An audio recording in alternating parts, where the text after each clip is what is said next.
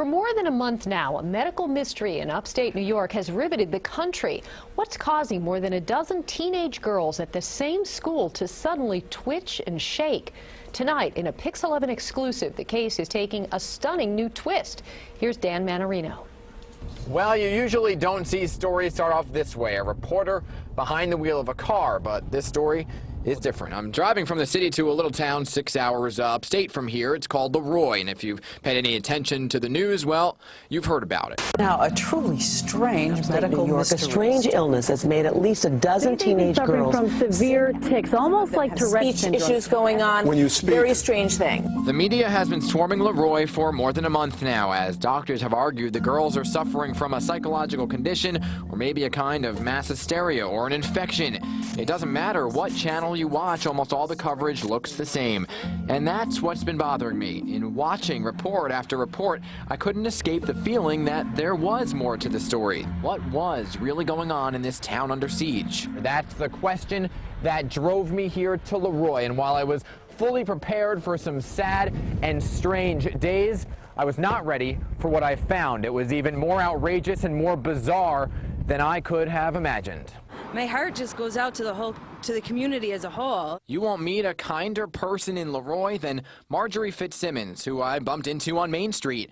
The 36-year-old nurse and mother grew up in town, and, well, she had a picture-perfect life until this began happening to her last month. It's hard enough being an adult going through it and getting the looks and the stares and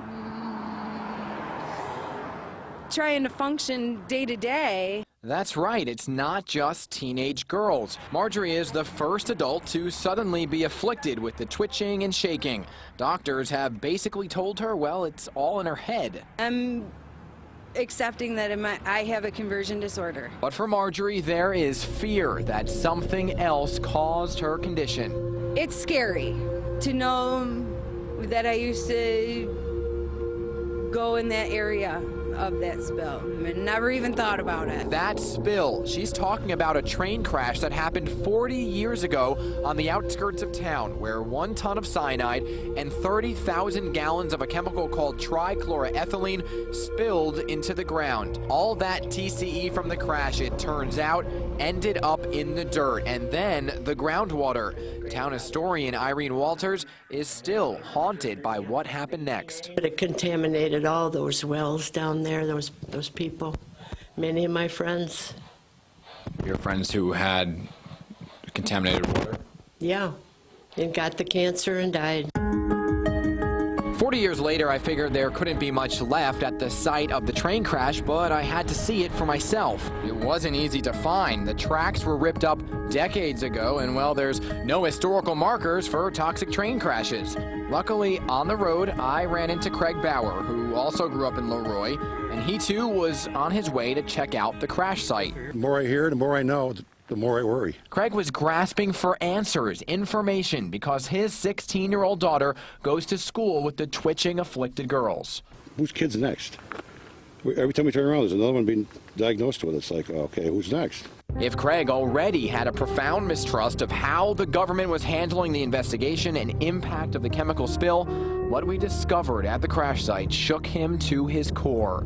Way off the main road, behind a row of trees, past a chain link fence and a sign warning of hazardous materials, were hundreds of drum barrels. Some were corroded and rusted wide open, with gray goop oozing out.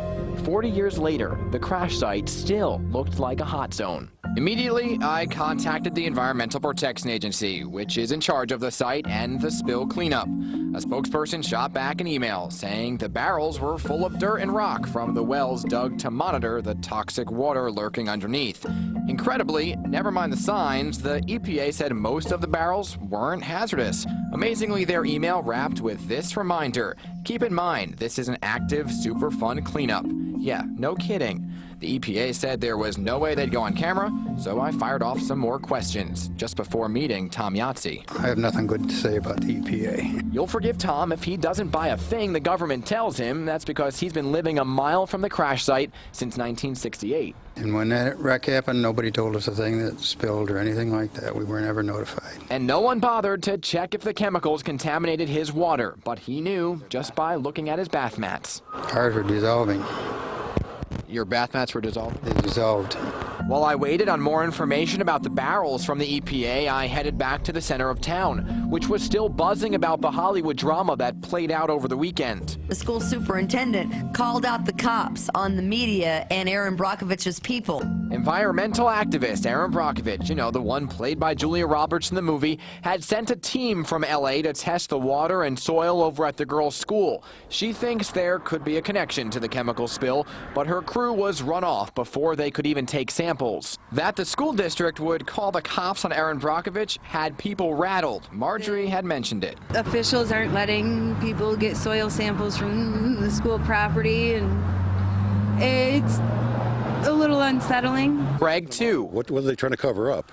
Those people are trying to help us, not hurt us. And for Don Antonori, who's owner of the Leroy Cafe, it just confirmed all the venom he felt for how the government has handled the entire situation. I trust them like I trust the devil. You called on the elected officials, the town mayor, the supervisor, to release some information and get involved and let the citizens know what's going on. My expression for that is talk to the tree. After that conversation, I wanted to press the mayor, but... Is the mayor in today? No, he's not. So I went looking for the school superintendent. Looking for the superintendent? She's in a meeting. By now, the EPA got back to me on those rusted drum barrels. First, they said, we don't think for 1 minute that the dirt and rock in the drums is hazardous. But then, strangely, they said steps have been taken to protect the people from exposure. And then, as if it helped their case, the spokesperson pointed out the agency was created around the time of the crash, so we were just pre-infants then. Their emails felt like a joke and frankly set me off, so I drove back to the site one more time. It seems I had someone's attention. I was met by this guy hanging no trespassing signs. They didn't want me on the site. He told me he was there to take care of the barrels. I would think they'd want to get rid of those. Yeah, I mean, it's something somebody should have done. He also told me the truth. The dirt and rock in the barrels was contaminated with TCE. And to be safe, it's drummed and then carted away. There's a plant somewhere that burns it. Oh, okay. Yeah. But it doesn't look like it's been carted away yet. People generate them, and then it's like everything else. They forget about it until all the cameras show up, and then it's like, well, we got to get rid of the damn things. So. The EPA finally revealed that more than 100 of those barrels have been sitting there rotting since the 1990s.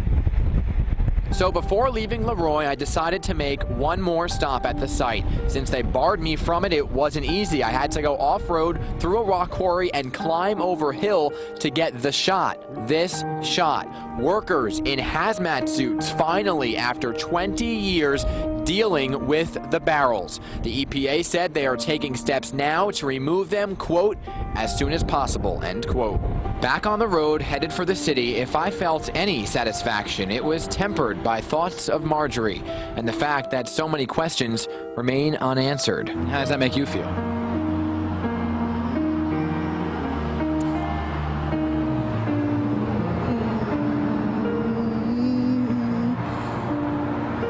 Scared, nervous. And my heart goes out to her. There is some mystery surrounding that chemical TCE. It's an industrial solvent that's extremely dangerous in high doses, and it can affect the nervous system, but there is no link right now between the chemical and the twitching and shaking of the girls, Jody. But have doctors ruled it out? Well, the state and the EPA both say there's no connection between the spill, but the school district says that it is doing its own tests, and of course, Aaron Brockovich is on the case. Right, and so is Dan Manarino. And seriously, and after this report, there are bound to be more questions about the cleanup in the barrels. There certainly are, and the EPA is definitely scrambling. The father you met in the piece, Craig, he says there's been a flurry of activity since I was there. The hazmat guys are on the job, and right now he says the barrels are being removed. You shook them up. We tried. Good job, Dan.